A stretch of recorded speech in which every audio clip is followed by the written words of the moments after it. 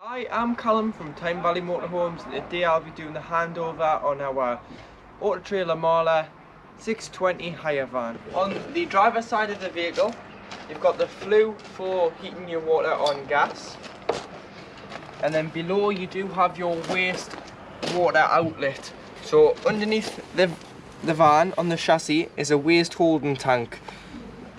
You'll get an indication when it is full, but normally when driving off a site, you'd simply turn the lever and the water will drain off into a gully or a grate when leaving a site. You can leave this a slight ajar when you are driving, just so any loose water in there does rock out. It is just soapy water, showering water and hand basin water. Coming to this point, this is where you hook the vehicle up. So this is you get a 25 metre 240 cable supply, which is your hookup lead. You'd lift the collar, lift the flap on the van and slide it on until it clicks. And then you can, to unhook it, there's a small blue lever which you push down with your thumb and pull the hookup lead off. In here, this is your gas locker. So LPG, liquid petroleum gas. So this opens with a round-headed key, which is this key here. So this key does all your exterior locks. And in here there will be two 6kg gas bottles. So if one bottle does run out, the other one will be full. You simply loosen this off, so it's right to loosen, left to tighten. Turn on it at the top of the bottle and just hand tighten until it nips up. Make sure the bottles are strapped in and turn off when you're travelling. So behind here is your toilet. So in here is your toilet cassette. So to empty your toilet cassette, you would lift it out like so. It's got some wheels on, so you can drag it around the site instead of carrying it if it is heavy. And then to empty, take the cap off, press this button here. It allows air in, stops the glugging and gives it a consistent flow. Go to your waste disposal point, which is normally behind or beside your main toilet block on site. Press the button, tip out. Once you've tipped out, if you put some water in, give it a slosh and a rinse out and tip out again. And then as we supply our hire vans with the sachets, not the liquid, for the chemical, for the cassette, put about a pint of fresh water in here, slot it straight back into the van, and then the tablets are stored in the cupboard inside the bathroom, and you would just drop one, open the blade, and it'll go into the cassette and break down into the liquid, which is very simple, and I'll show you from inside. This is your blue tap, which is your fresh water drain tap. So if you have got a full tank of fresh water on board and you're ready to drive home, or you're ready to move on, obviously you don't want to drive with a full tank of water unless you are while camping. You would want to drive with a maximum of 20 litres, so you can use the toilet and other appliances on the van that use water. You'd simply just turn, and this is just fresh water. Again, on a site you would drive over a grid and empty this the same as you would empty your wastewater. But that's just your fresh water. On the back of the vehicle, you've got your high level brake light, your bullet style reverse camera, and 2 bike rack. So you put your wheels through the rails and these through the spokes and tighten, and then that for the second bike, and this for the first bike. Simply slot them like so. Coming round to the passenger side of the vehicle, you've got your external shower point, which you'd use your external shower hose. Make sure that push it in there. You've got a trigger going at the other end, and you turn the pump on, and you could either use hot or cold water should you've had the boiler on, and there'll be hot water on board. And then here again, this opens with the round-headed key, so your locker key. And this is where you put your hose pipe, which is supplied with the vehicle, into here until basically it overflows and you've got a full tank, or it's near enough full and you can see the levels on board. And next to your water intake is your external gas point, which you can use if you're going to take an external gas barbecue with you and use the bottles on board. Above you do have your awning, which I'll show you in a second. And then in here you've got a bit of storage underneath the seat, and this is where you'll find the various items that we supply the vehicle with. So you've got a 240 main sucker bleed here. You've got an adapter should you be wanting to charge it before you go away. This will attach to one side of the hooker bleed and then go to a normal 3-pin plug, so you can plug this in at home or in an external 3-pin plug 240 socket on your garage or driveway. And again, you've got the same, but you've got it for Europe. You've got your on and winding handle.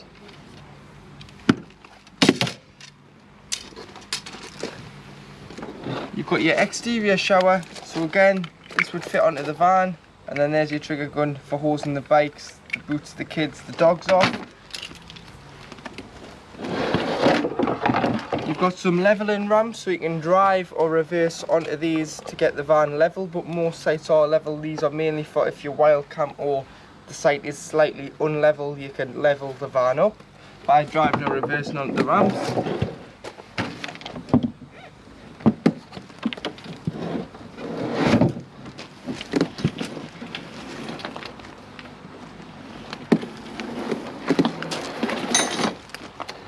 And then you do have a water hose there. So this end would connect to the tap on site, and the flat end would go into the water filler to fill the van with water.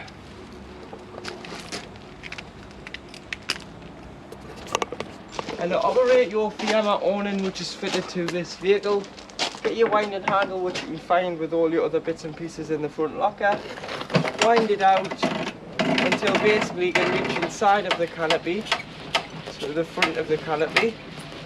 So we're probably about there, just so you can put the legs down, so it can take more weight and support, which you would just pull, put one hand there, one hand at the bottom, pull, slide it down, and then you've got a toggle here which you tighten, which adjusts the telescopic legs. Put both legs down, and then you can walk the awning out further, so wind and walk it out. But if the wind speeds are anything over 15 miles an hour, the awning can't be used, as the wind and awnings don't mix, and it would potentially cause damage to the vehicle. And also in this locker, underneath this black cover, is where your leisure battery lives, so any problems with that, that's where it lives. At the front passenger door, this is where your diesel filler is. So it opens with the main ignition key that you drive the vehicle with, and you can open it like so. The vehicle goes out with a full tank of diesel, so must come back with a full tank of diesel, or there will be a charge for the vehicle not coming back full. And when you open the passenger door, on the side of the passenger dashboard is where you'll find your bonnet release. So should you need to be in the bonnet for any reason to check your levels, or you might get a warning light to top coolant or water or anything up, this is where your bonnet release will be. Once in the vehicle, this is your main 12-volt control panel. You'll have 240 volt if you are hooked up, or if you aren't hooked up, you will just have 12 volt of the main leisure battery. So you've got your master switch here, which turns the power on, and then you always want the motorhome to be running off battery L and not battery V, as it can flatten the engine battery. So always make sure it's on battery L, which is your leisure. And then coming down, you can see the levels if you click on the batteries to the side, and then you've got the pump, which you've got to use. So put the pump on with sufficient water on board, so make sure you do have water on board, and then you can use the pump for your toilet, your shower, and your kitchen and hand basin sink. And then here you'll be able to check your water level. So there we've got half a tank of fresh water on board. This will go red to indicate that the fresh water is low and will need topping up. And then here you do have your on and light switch. And to lock your main habitation door on an evening, if you just push this chrome catch in, this locks the door. And on here you do have a fly screen and a black lamp. The fly screen will only work when the habitation door is open. Just to operate the step on the exterior of the vehicle. It will automatically retract when the engine is running, but you've got it on. You've got a switch here to take the step in and to bring the step out, which is just located beside the door. So to use your 3-burner gas hob and 1 electric, the electric hot plate will only work if you are on mains 240 and you are hooked up. If not, you'll have to use the gas. Make sure the gas is on. Make sure that the 12-volt control panel's on, and then you can light your gas rings here like so.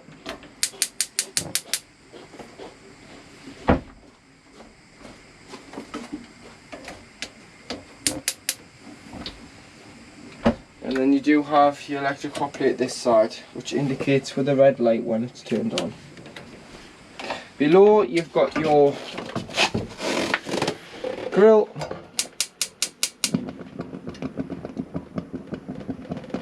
Slides like so.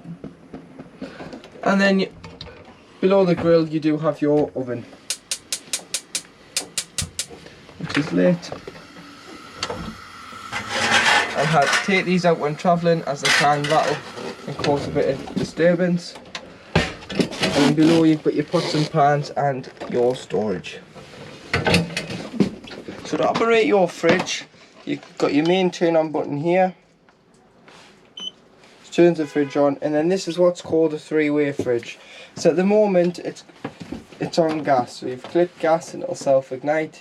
You can go to mains, which is mains 240 volt when hooked up, or when you are driving and you've had your fridge on and you've got your shopping in and it's all cold, you can put it onto the battery, which has failed now because the engine isn't running, and it only works when the engine is running. So it's not off your leisure battery, it's only when the vehicle engine is running.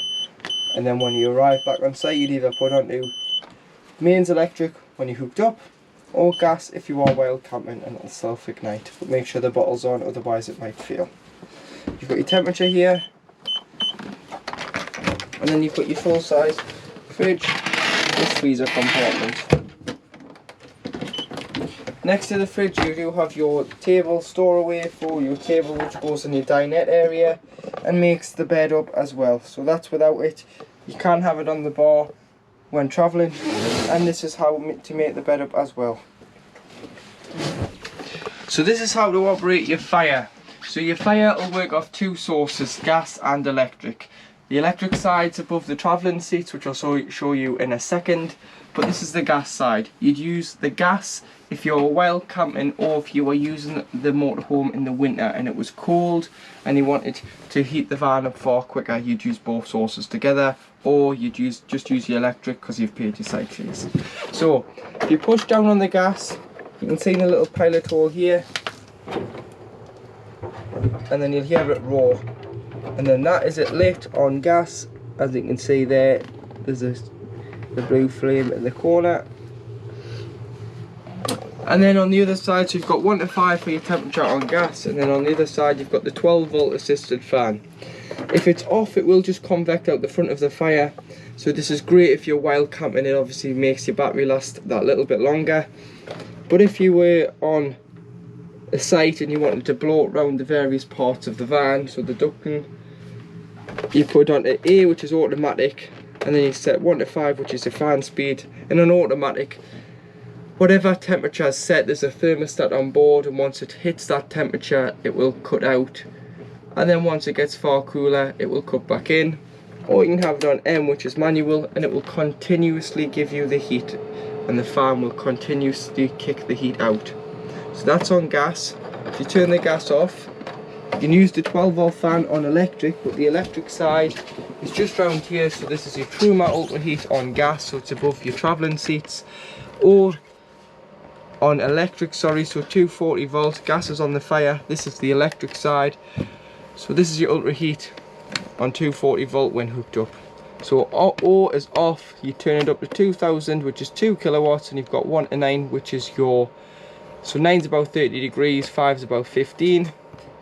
So that's your temperature. Or you can turn it to half a kilowatt or a kilowatt if you're on a smaller CL site, but on most UK camping and caravanning club sites it's 2000, which is 2 kilowatts. So on the backwards facing seat, behind the driver's seat in the dinette you have two switches. So you've got Truma boiler EL 240 volt, and you've got Truma boiler on gas. So this is how you heat your water. So on gas you've got 50 and you've got 70 degrees. Obviously there's the cover on the outside isn't with the higher van, but should there ever be a cover on down here, you may want to turn it so on the exterior of the van, if there's a cover on, you will have to take it off to heat the water on gas, but at the moment the cover is not here. And then next to it you've got the Truma boiler on EL, so this is the electric side. So you've got 1 kilowatt off in the middle and 2 kilowatts at the bottom.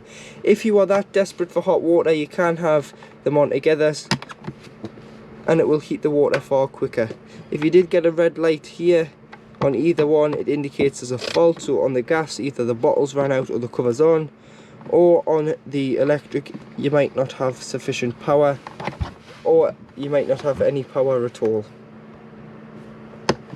And behind the seat, when you're loading it, just make sure that you don't knock this switch here, as this switch works the Ultra Store on electric, so it won't work unless that's turned on. But that should always be turned on, and you should just be able to use the switch, but just be careful you don't knock it when you're loading things underneath here. So underneath the travelling seat as well, you do have one for your ultra heat, which is on 240 electric. So again, when loading it, make sure you haven't knocked that switch, because then the switch for heating the water on mains, heating the van on mains will not work. Above the dinette seat in the cupboard, you do have your AC power supply unit, which is Sergeant. So you've got all your blade fuses here, which are all listed. So if you ever get a problem with any appliance on 12 volt, the fuse may have blown and there'll be spare fuses in the glove box to replace them. And next to it, if your hairdryer, kettle or toaster has blown the van on mains electric, check here before you check your site. And then you'll also find normally your TV remote lives in here for operating your drop down TV, which I'll show you in a second. So to operate the TV, there's a turnbuckle here. Turn it, drop it down. If the telly did struggle to drop down, there's a catch here which you can pull from the back. And then you've got your on off switch here, so make sure it's on, use the remote, press it to the red, press the on button till it goes blue. And then once you move sites, you'd have to do an auto tune. So you press AQT, press and hold until you get this screen here. Then you press OK.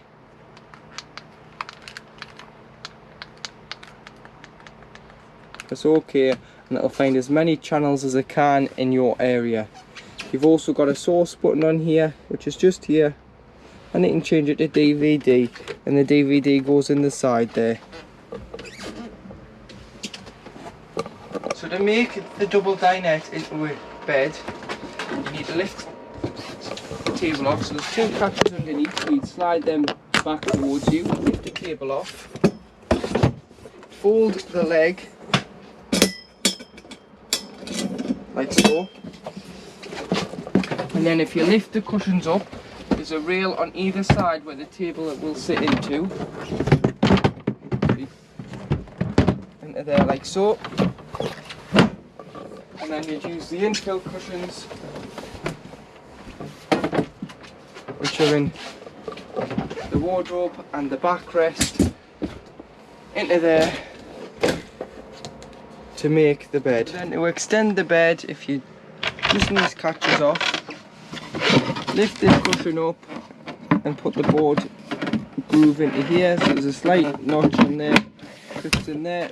Slide the table forward. Use the spare board to go at the back.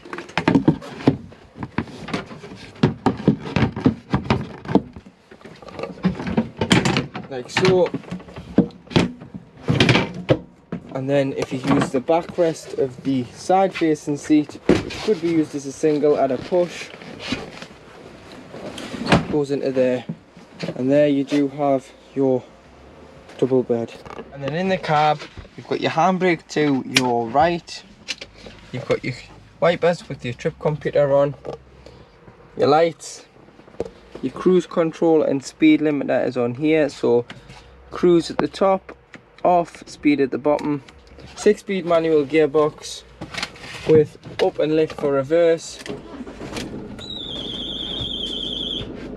And then you've got your reverse camera and your rear view mirror. DAB radio. This locks the doors on an evening. You've got your hazards and you do have your heated mirrors. And your traction control, you can turn your traction control off if you're on a wet boggy field.